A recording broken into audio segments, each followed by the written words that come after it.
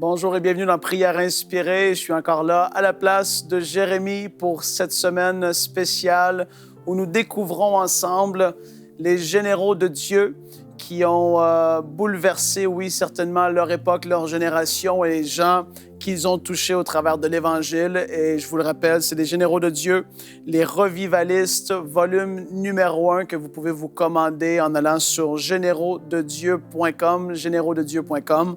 C'est un livre que vous allez énormément aimer, je vous le garantis. Et donc, pour l'émission d'aujourd'hui, nous allons ensemble regarder et découvrir un autre revivaliste qui a bouleversé, comme j'ai dit, son époque. Il s'appelle Francis Asbury. C'était un prédicateur méthodiste. Donc, juste pour vous faire un petit récapitulatif de ce qu'on a vu jusqu'à présent dans les émissions, il y avait les frères John et Charles Wesley qui ont été utilisés par Dieu pour le réveil en Angleterre, en Europe, dans différents secteurs, et puis aux États-Unis également. Ils ont été les fondateurs de la dénomination, les méthodistes, qu'on peut les connaître aujourd'hui.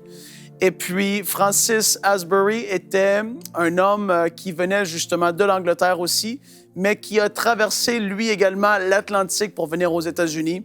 Et puis, c'est devenu, en fait, sa maison, sa place pour le restant de sa vie. Il a œuvré pour Dieu auprès des colonies qui se développaient aux États-Unis à l'époque, dans les années 1700 jusque dans les années début 1800. Je crois qu'il est décédé, si ma mémoire est bonne, en 1816. Et puis, il a fait une œuvre extraordinaire pour Dieu. Et en fait, vraiment, il s'est appuyé sur Dieu tous les jours de sa vie et ça doit être un modèle pour chacun de nous. Et j'aimerais juste vous lire quelques statistiques un peu par rapport aux prédicateurs méthodistes. Si vous ne connaissez pas un peu le fonctionnement, les méthodistes à l'époque n'avaient pas des bâtiments fixes partout où ils étaient, mais c'était des prédicateurs, ce qu'ils avaient en anglais des circuits, c'était des circuits où ils se promenaient sur leur cheval. Le prédicateur avait un cheval et il s'était fait assigner un circuit en particulier qui pouvait faire ou mesurer, je dirais, de 100, 200 km, aller jusqu'à 500, 600 km. Et ça, c'était un circuit qu'il parcourait. Et il reparcourait ce circuit, il revisitait les personnes qui habitaient dans les maisons. Il arrivait dans un petit développement où est-ce que parfois il pouvait y avoir 5 personnes, parfois il y en avait 15, 20. D'autres fois, il arrivait là, il y avait 1 ou 2 personnes même, et il avait traversé tellement de territoire, il avait fait un chemin c'était impensable en fait. Comme je dis, c'était la colonisation des États-Unis. Il n'y avait pas de route qui allait d'un lieu à un autre. Ils étaient dans les forêts, c'était des conditions de vie extrêmes, mais ils ont choisi de le faire à cause de l'appel qui était sur leur vie et parce que Dieu les avait appelés à faire cela, ils avaient un cœur pour l'Évangile. Et en fait, quand on regarde aux statistiques de l'époque, pour les prédicateurs méthodistes, 50% des prêcheurs méthodistes mouraient avant l'âge de 33 ans, dû aux conditions de vie extrêmes et terribles. Il pouvait arriver, disant qu'ils voulaient être prédicateurs, ils sentaient l'appel de Dieu sur leur vie pour prêcher la parole. Et puis, il se faisait, évidemment, il parlait avec eux, etc. Il apprenait à les connaître un tout petit peu. Et puis après ça, il les envoyait avec leur cheval, avec rien d'autre. Il disait, voici ton circuit, commence. Et les personnes devaient aller, commencer de se promener de maison en maison. Et en faisant ici, quand ils arrivaient à quelque part, parfois, il n'y avait aucune église qui était même bâtie. Les personnes n'avaient aucun moyen de grandir dans leur foi avec Dieu. Leur seul moyen qu'ils avaient, c'était lorsqu'il y avait un des prêcheurs méthodistes qui arrivait dans leur ville. Et puis, en fait, quand on regarde à Francis Asbury, ce qui est extraordinaire de lui, c'est qu'il a renoncé à avoir une femme. Il a cru bon pour sa propre vie de ne pas avoir de femme parce qu'il a dit « Je ne crois pas que ce serait bien pour une femme de m'avoir épousé et de pouvoir me voir une semaine dans toute l'année. » Parce que sa vie, il était constamment, à tous les jours en déplacement, s'appuyant sur Dieu pour toute sa provision et toutes les choses qu'il avait besoin.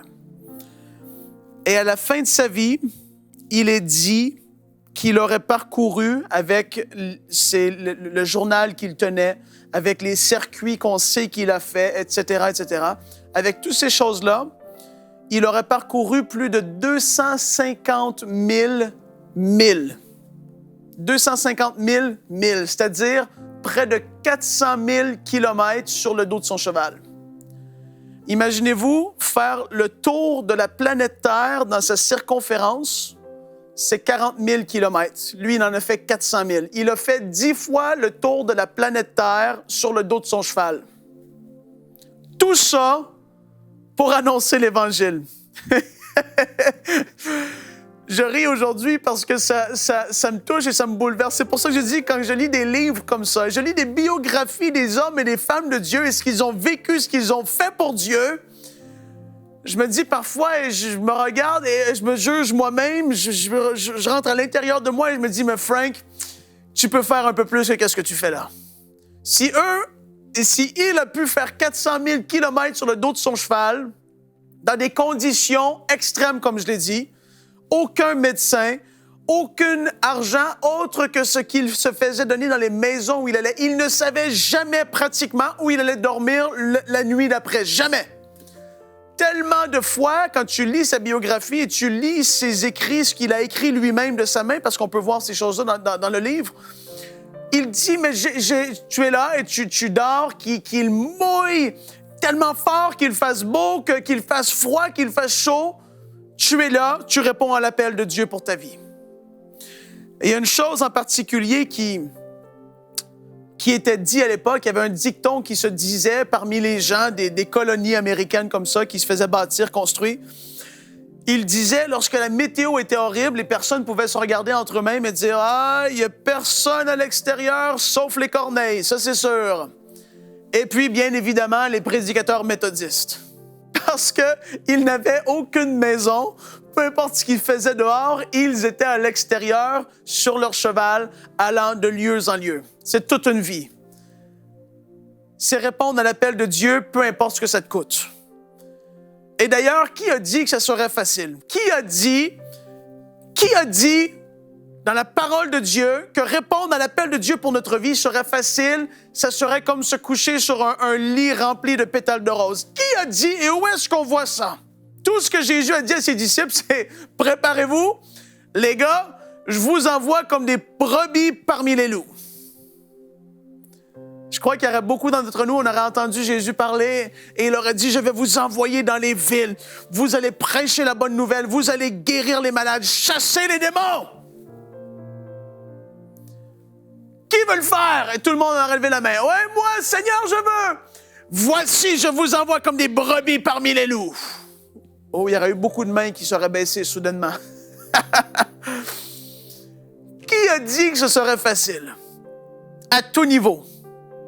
Le Seigneur a dit, s'il a promis une chose en particulier, on va le voir ensemble. Venez avec moi, dans Jean, c'est dans Jean au chapitre 16.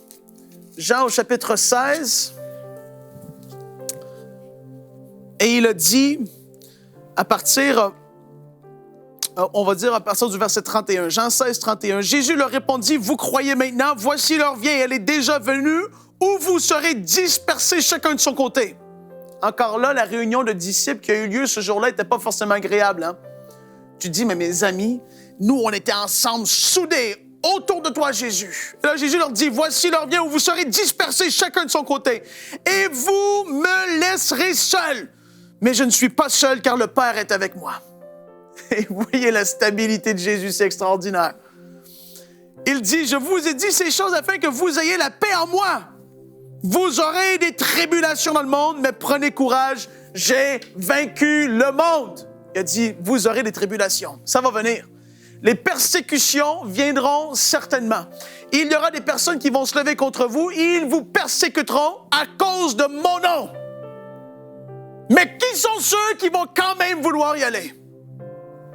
Quand tu es un jeune homme de 17, 18, 19 ans, qui sentait l'appel de Dieu sur sa vie, et qu'il s'embarquait pour être un prédicateur méthodiste sur les routes tellement épouvantables des colonies et du monde nouveau, comme j'ai dit à l'époque, qu'ils appelaient les États-Unis, l'Amérique du Nord.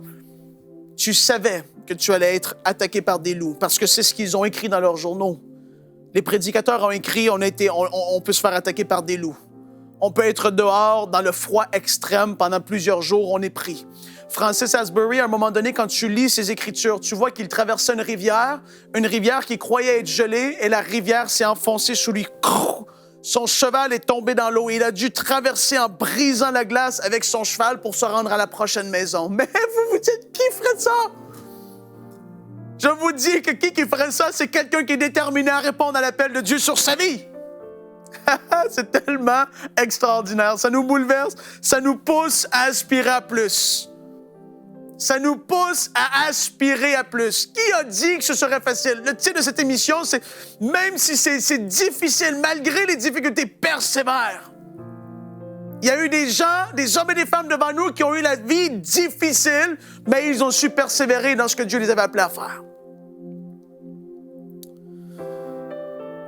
Vous savez, un cheval, pour lui, il avait calculé qu'un cheval était bon pour 25 000 milles, c'est-à-dire à peu près 40 000 kilomètres avant que le cheval s'écroule de fatigue, exténué.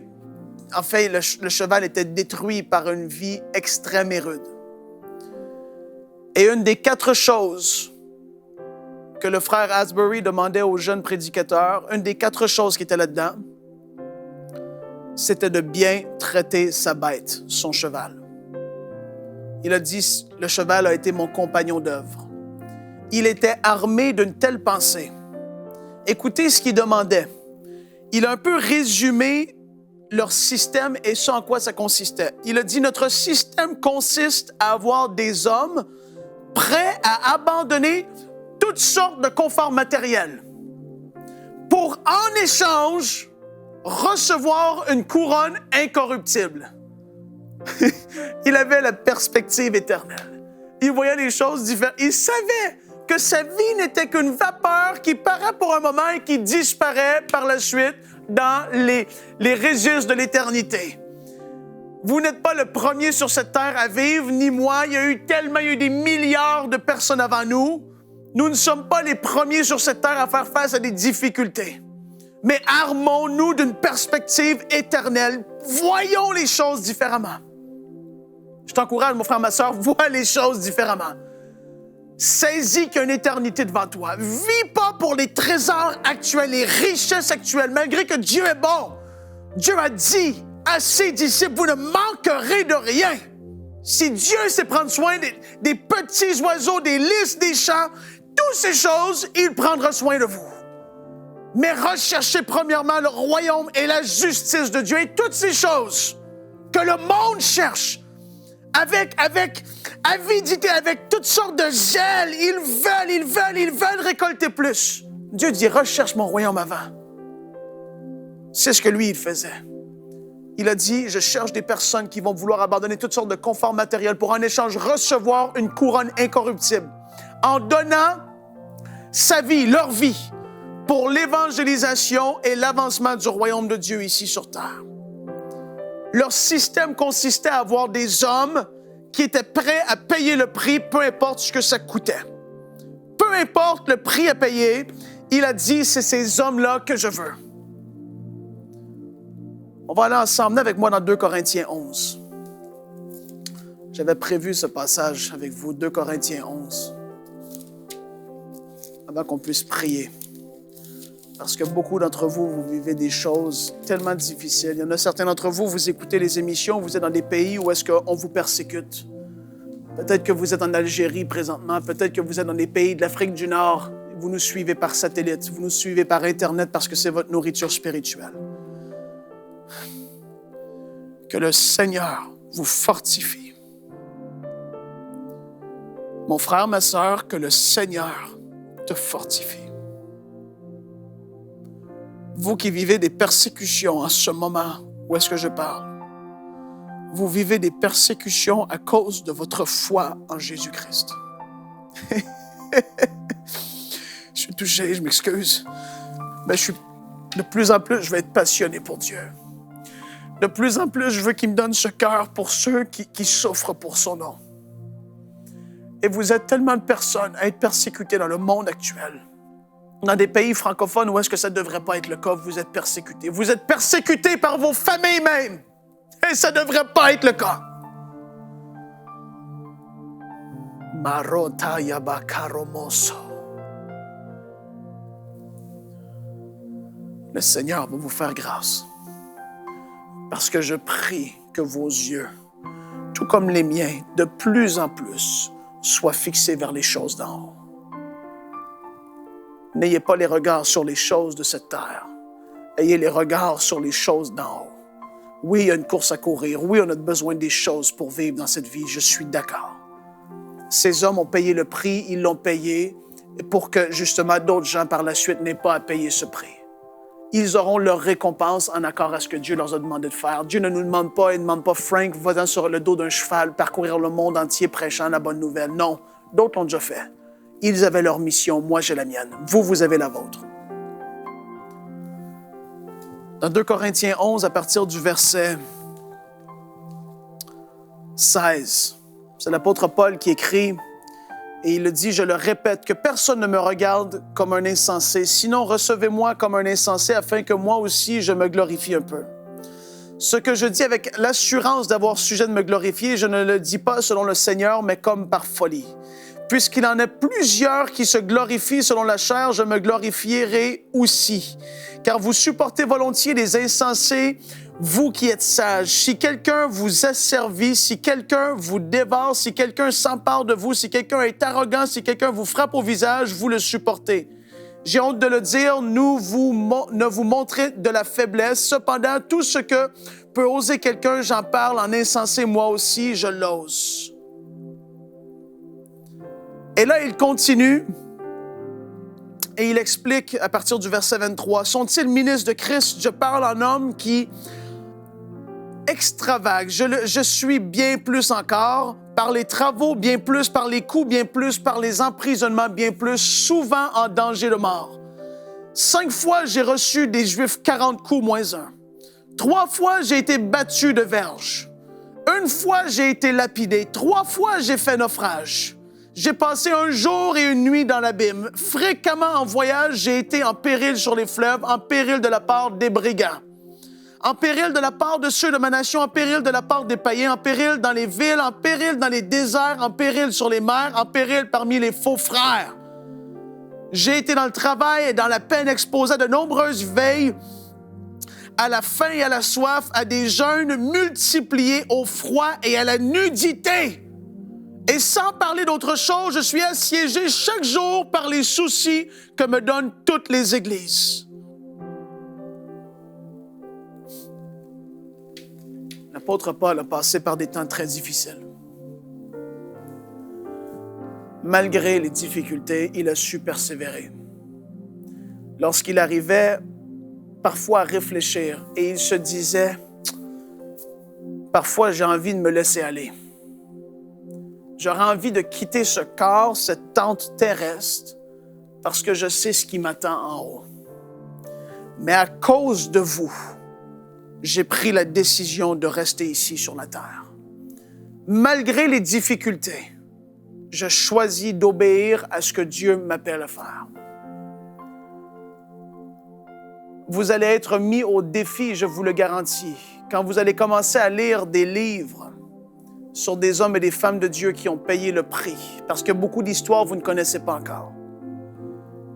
Dans la parole de Dieu, on en voit. Mais parfois, il y a quand même quelque chose quand tu dis, tu regardes dans les 200 dernières années, tu dis, ces hommes-là, ça fait très peu de temps qu'ils ont vécu. Parfois, on a plus une facilité de pouvoir connecter à ce qu'ils ont vécu. Quand tu lis ce que les hommes et les femmes de Dieu ont vécu dans les années 1900, ça fait même pas 100 ans de ça. Il y a une facilité parfois qui est plus grande pour nous de pouvoir connecter avec ce qu'ils ont vécu. Et je veux vous encourager, peu importe la difficulté par laquelle vous traversez, accrochez-vous au Seigneur. On va prier ensemble. J'avais commencé tout à l'heure, mais j'ai senti que je devais un peu continuer à vous exhorter. Mais là, on va prier. Que le Seigneur puisse vous fortifier. Seigneur, on veut prier. On veut prier pour ceux qui payent un certain prix, qu'on ne peut même pas imaginer aujourd'hui. On veut se mettre ensemble, nous tous dans la francophonie. Maintenant, en ce moment même, sous le son de ma voix, on s'unit dans la prière et d'une même foi, priant que tu fortifies ceux qui sont découragés. Je prie pour mes frères et mes sœurs qui sont sous des jougs difficiles dans leur vie. Je prie que ça lève, ça dégage de leur vie au nom de Jésus. Seigneur, que tu les fortifies, que tu les visites, qu'ils soient rendus forts, que tu affermisses leur front, parce qu'ils sont là à contre-courant. Ils foncent et ils ne se découragent point. L'âme découragée. Et ils s'accrochent à toi. Et Père, je prie que ce soit notre partage. Je prie que notre partage soit celui de s'accrocher à toi, peu importe le prix. Tu as dit dans la fin des temps, il y aurait des temps difficiles. Père, je prie qu'il n'y ait jamais personne d'entre nous qui délaisse la foi à cause des soucis et des tentations, des convoitises du siècle présent. Je prie qu'on persévère jusqu'au bout. Père, je le sais que c'est un marathon. C'est une course qui est longue. C'est une course qui doit être courue avec intelligence et sagesse. Je prie que ceux qui ont besoin de renforcer leur corps physique, de prendre des moments de repos pour que leur corps soit fortifié, je prie qu'ils le fassent. Père, tu nous appelles à courir avec sagesse, à être des agents de paix, à être des ambassadeurs de Christ dans ce monde qui se perd. Quand je regarde ce qui se passe au Canada, quand je regarde ce qui se passe en France, quand je regarde ce qui se passe, Seigneur, dans les pays de ce monde qui se tournent vers des solutions qui sont complètement folles, remplies de folie, là où l'homme veut essayer de mettre l'ordre, mais c'est le désordre complètement. Père, là où est-ce qu'il y a des lois qui se mettent en place contre les chrétiens, dans toutes sortes de pays de l'Afrique, dans les pays, Seigneur, de l'Afrique du Nord, du Moyen-Orient, je prie que tu fortifies, Seigneur, par ton esprit. Relève les têtes qui sont baissées. Relève les têtes qui sont courbées. Seigneur, je prie que les jougs qui ont pu être là soient soulevés. Je prie qu'il y ait une paix extraordinaire dans le Saint-Esprit, Père, dans leur vie. Je prie que nous puissions reconnaître que tu as dit qu'il n'y aurait rien de facile en te suivant, Jésus. Ce n'est pas appelé à être une vie de facilité, de confort extrême. Seigneur, c'est appelé à être une vie, oui, c'est vrai, comme tu l'as dit, de renoncement, afin que nous, on puisse... Tu as dit que celui qui voudra garder la vie dans ce monde, il la perdra. Mais celui qui perdra sa vie à cause de toi, il la retrouvera, il la gagnera. Et bien plus grandes seront ses récompenses dans l'éternité. Père, on est trop là, centrés sur nous-mêmes. Je prie, au nom de Jésus, que tu nous fortifies, que tu transformes nos mentalités. Ceux qui pensent, Père, que c'était pour être facile, agréable, sans aucune difficulté ni attaque venant du royaume des ténèbres, je prie que ça change dans leur mentalité. Je prie que, comme dans Colossiens, l'apôtre Paul l'a écrit, qu'on puisse s'affectionner aux choses d'en haut et non à celles qui sont sur cette terre. Qu'on puisse être des personnes fortes dans l'esprit. Qu'on puisse être fort dans l'esprit. Je prie que cette faiblesse, que cette petitesse spirituelle qui est peut-être le partage de certains d'entre nous, Père, je prie que ça dégage. Je prie qu'on puisse devenir des femmes et des hommes matures en toi, des hommes faits, des femmes qui sont accomplies, chevronnés de toi. Parce qu'ils auront passé, Seigneur, par des difficultés, mais ils n'auront pas délaissé la foi. Ils seront accrochés aux promesses, malgré ce qui était dur. Seigneur, tu as dit que tes promesses pour tes enfants sont oui et amen, certainement. Oui, Seigneur, et on veut te remercier. On veut te remercier parce que tu agis en notre faveur. Père, ceux qui ont perdu des grandes choses, beaucoup de choses à cause de l'Évangile, je prie, Seigneur, que tu puisses les réconforter par ton esprit, le consolateur, qu'ils voient, Seigneur, ce qu'il y a en réserve pour eux. Parce que, Seigneur, je le sais, Jésus, tu reviens bientôt. Tu reviens bientôt. Il n'y a pas de temps à perdre. Il n'y a pas de temps à être perdu, à essayer à droite, à gauche de faire fructifier des choses et de faire porter du fruit des choses qui ne viennent pas de toi. Il n'y a pas de temps à perdre, Seigneur, à s'accrocher à des choses terrestres où la rouille et la teigne vont prendre, où les voleurs vont venir voler et dérober. Père, il y a juste du temps pour s'affectionner à toi et aux choses d'en haut. Certainement que tu nous appelles à vivre, prendre soin de nos familles et toutes ces choses. C'est ton cœur. Mais Père, je prie que le fond de notre cœur soit d'accomplir ta volonté. Père, peu importe le prix qui est à payer. Cet homme a fait l'équivalent de 400 000 kilomètres sur le dos de son cheval.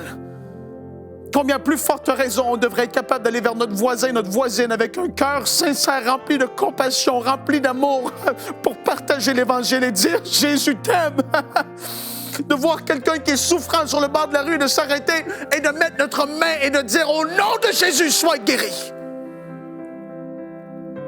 Seigneur, on est encore trop dans les petites eaux. Je prie que tu nous apportes beaucoup plus loin. Chacun de nous, beaucoup plus loin dans l'esprit. Que tu nous amènes beaucoup plus dans les profondeurs, comme tu voulais le faire avec Ézéchiel. Tu lui as dit, fils, prends la corde et avance. Et là, il allait avancer, il en avait jusqu'aux chevilles, jusqu'aux genoux, jusqu'aux hanches. Oh, il en avait jusqu'au cou, mais il s'est dit, mais Seigneur, est-ce que je peux aller plus loin? Et il est allé. Et le courant, les bras, il a senti le courant qui était là. Et c'est le courant du Saint-Esprit. Je prie que tu puisses nous apporter beaucoup plus loin dans le courant de ton esprit. Là où est-ce qu'on va relâcher et dire, Seigneur, dirige, sois le maître de ma vie. Fais ce que tu voudras. Accomplis ta volonté au travers de moi. Accomplis ta volonté au travers de moi. Je prie pour un feu sur votre vie, d'accomplir les désirs, les desseins de Dieu sur votre vie. Au nom de Jésus.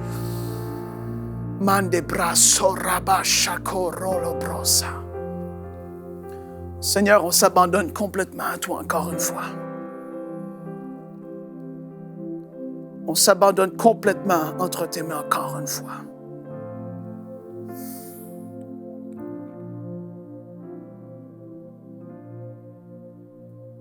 C'est tellement extraordinaire de faire partie de ton royaume, de faire partie de ton œuvre.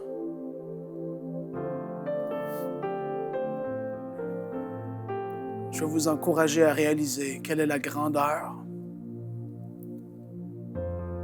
de ce qui peut être entre nos mains. Tu n'auras jamais, jamais, jamais une aussi grande joie que la joie que tu vas ressentir en accomplissant et en vivant pour Jésus. Il n'y a rien de comparable. Mando broso corolo brosote. Mato brosa rabashada da barro broso romani broso.